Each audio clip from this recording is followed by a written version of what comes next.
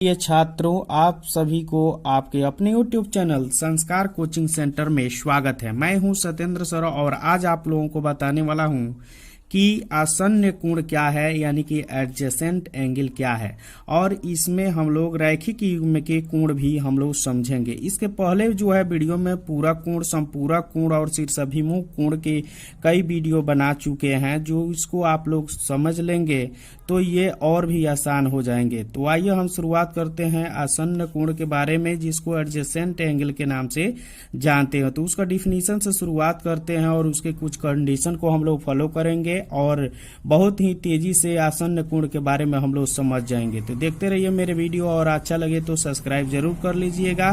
तो शुरुआत करते हैं आसन्न कोण के डिफिनीशन से। एक ही शीर्ष बिंदु पर बने दो ऐसे कोण जिसकी एक भुजा उभयनिष्ठ हो। उभयनिष्ठ का मतलब होता है कॉमन हो, कि दोनों कोण में एक भुजा जो है क्या है, उभयनिष्ठ होना चाहिए, उसे हम आसन्न कोण कहेंगे। मेरे साथ बोलिए तो एक बार आप लोग, कि एक ही शीर्ष बिंदु पर बने ऐसे दो कोण जिनकी एक भुजा उभयनिष्ठ हो, उसे आसन्न कोण कहते हैं। तो आसन्न कोण क्या है, जैसे यहाँ पर दी गई चित्र के माध्यम से हम लोग समझेंगे कि यहाँ चित्र जो दिया गया है कि एक ए बी और डी यहाँ पर कोण बना हुआ है, और एक डी बी सी एक कोण यहाँ पर बना हुआ है, और ये दोनों कोणों के बीच में यह उभयनिष्ठ भुजा है। और इन्हीं दोनों के बीच में जो ये उभयनिष्ठ जो भुजा है, ये कोणों के बीच में जो उभयनिष्ठ भुजा है, इसको हम आसन्न कोण कहेंगे। क्या कहते हैं?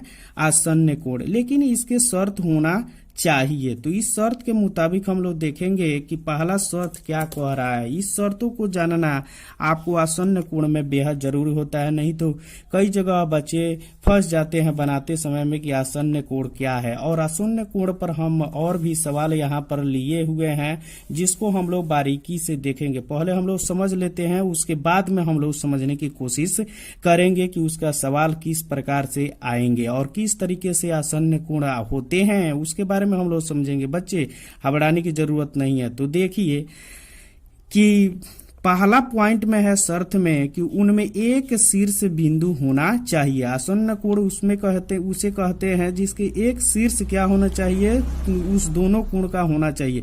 जैसे कि ये कोण जो आपका बना हुआ है और जो ये कोण आपका बना हुआ है, तो एक ही शीर्ष पर ये दोनों कोण बना हुआ है। तो इसमें शर्त में पहला रूल्स फॉलो कर रहा है इस चित्र के अनुसार से।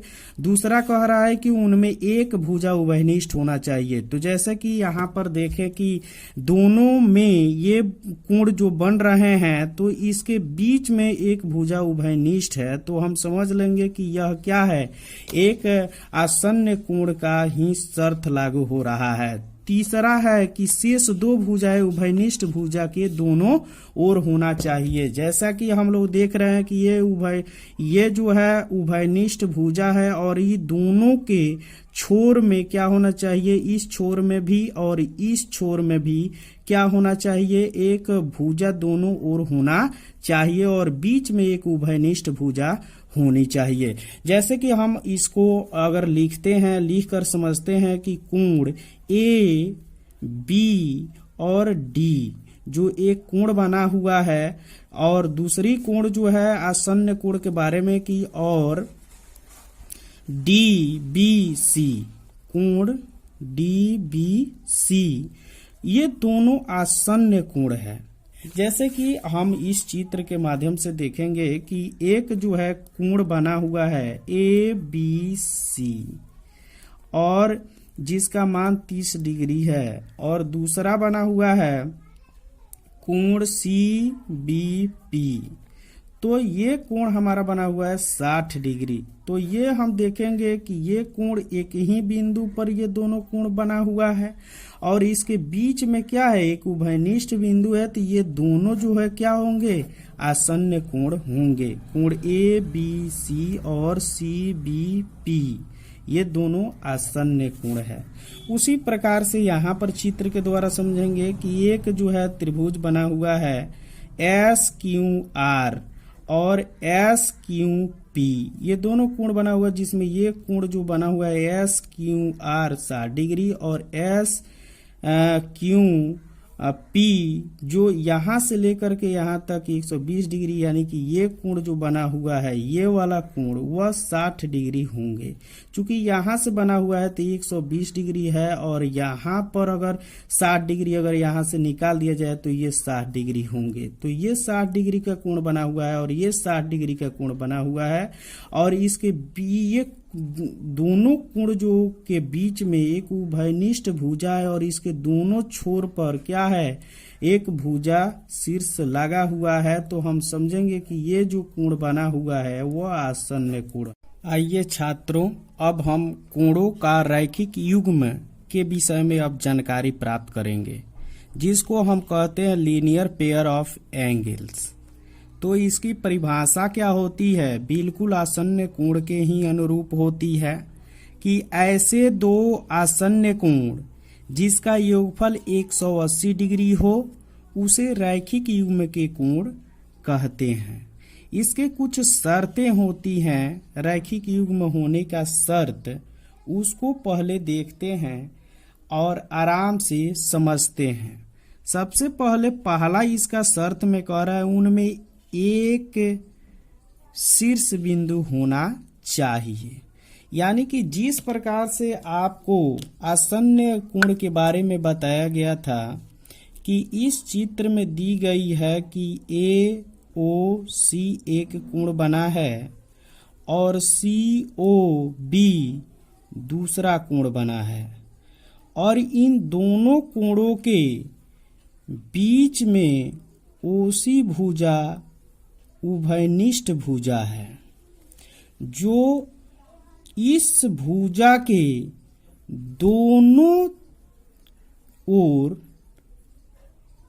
इस ओर और इस ओर, दोनों ओर भुजाएं हैं और ये बीच में है। कॉमन का अर्थ होता है उभयनिष्ठ, अर्थात बीचों बीच में कहीं पर भी होना चाहिए। परंतु इसमें कहा जा रहा है कि दो आसन्न कोणों का योगफल 180 डिग्री होना चाहिए, तभी वह कोणों का रैखिक युग्म का कोण कहलाएगा। तो हम इस आकृति के अनुरूप हम चलेंगे, क्योंकि इस आकृति में बताया गया है कि उनमें दोनों आसन्न कोणों का योगफल 180 डिग्री होना चाहिए। यहाँ पर देख रहे हैं कि एक चित्र है जिसमें एक रेखा है ए बी और इस रेखा को अगर किरण मानते हैं तो ओ ए हो गया और ओ बी हो गया। इस किरण रेखा के ठीक विपरीत ओ बी होना चाहिए, एक रेखा विपरीत होना चाहिए। एक रेखा यहाँ पर गया है तो ठीक इसके विपरीत एक रेखा होना चाहिए और एक बिंदु होना चाहिए और इस बिंदु से जो है एक उभयनिष्ठ रेखा चाहिए। तो बच्चे यहाँ पर देखते हैं कि जो कोण यहाँ पर बना हुआ है ए ओ सी, कोण ए ओ सी बना है और कोण सी ओ बी बना है प्लस कोण सी ओ बी, इसका मान 180 डिग्री होना चाहिए। अगर इसको अल्फा मान लेते हैं और इसको बीटा मान लेते हैं तो इसका मान जो है एक सरल रेखा पर बन जाएगा और इसका इस दोनों आसन्न कोणों का योगफल, आसन्न कोण कहेंगे कि इसके बीच में एक रेखा है, तो इन दोनों आसन्न कोणों का योगफल यानी अल्फा प्लस बीटा का मान 180 डिग्री हो जाएगा। तो इसमें हम समझ चुके होंगे कि इसके अनुसार से एक क्या होना चाहिए, सरल रेखा होना अनिवार्य है इस कोणों के रैखिक युग्म में और इस सरल रेखा पर बने कोणों का योगफल 180 डिग्री होना चाहिए, तभी हम कह सकते हैं कि कोणों का रैखिक युग्म है।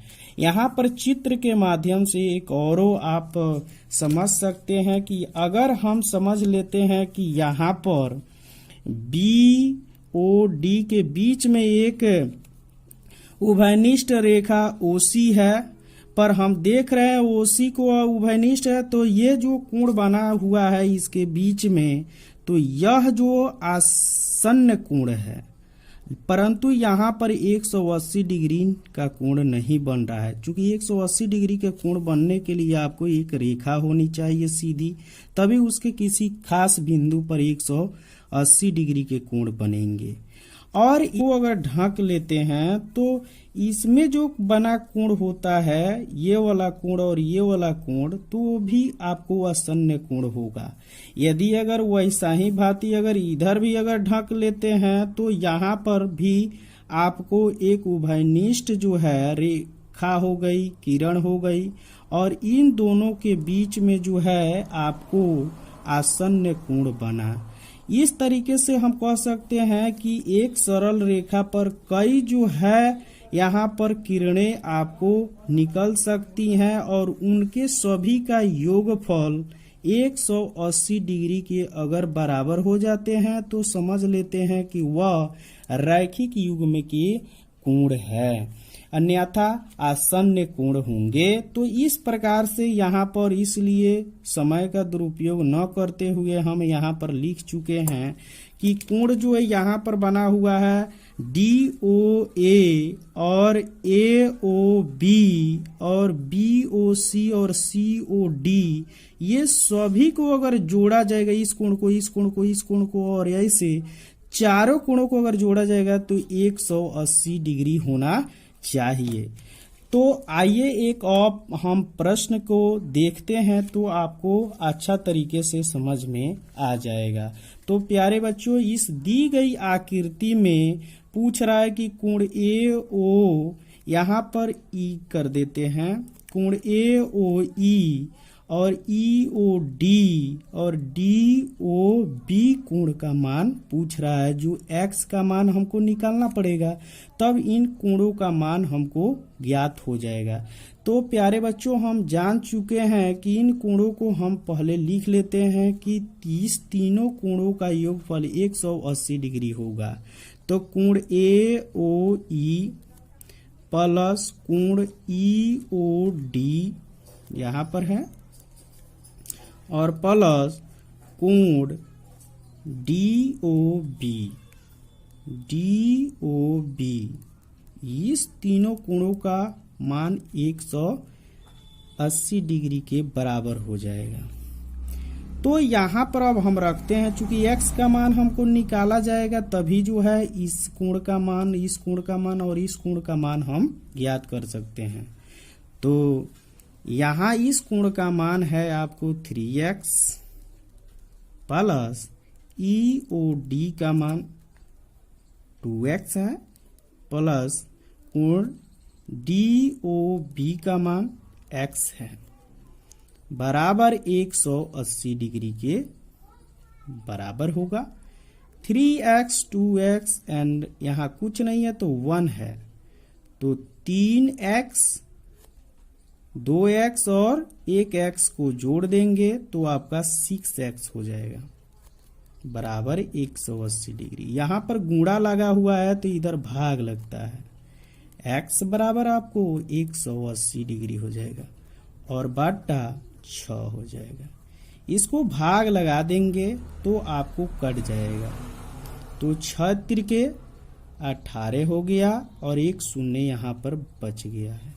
यानी कि आपसे पूछा जाएगा x का मान कितना हो गया, तो 30 डिग्री आपका आंसर होगा। पर इसमें पूछ रहा है कि कोण AOE का मान क्या होगा।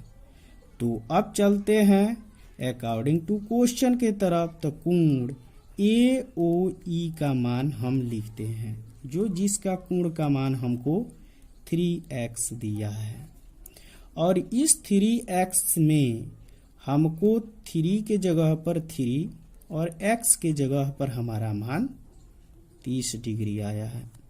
और इस प्रकार से 3 तिहाई 9 1 शून्य आपको लग जाएगा, यानी कि 90 डिग्री यहाँ पर बना हुआ है। इस कोण का मान 90 डिग्री ज्ञात हो चुका। उसी प्रकार से हमको अब ज्ञात करना है EOD का मान। तो कोण d का मान ज्ञात कर लेते हैं, जिसका मान है 2x, और 2 है और x का मान हमको ज्ञात है 30 डिग्री, बराबर 3 दूने 6 और 1 शून्य आपको बैठ जाएगा, यानी कि 60 डिग्री हो जाएगा।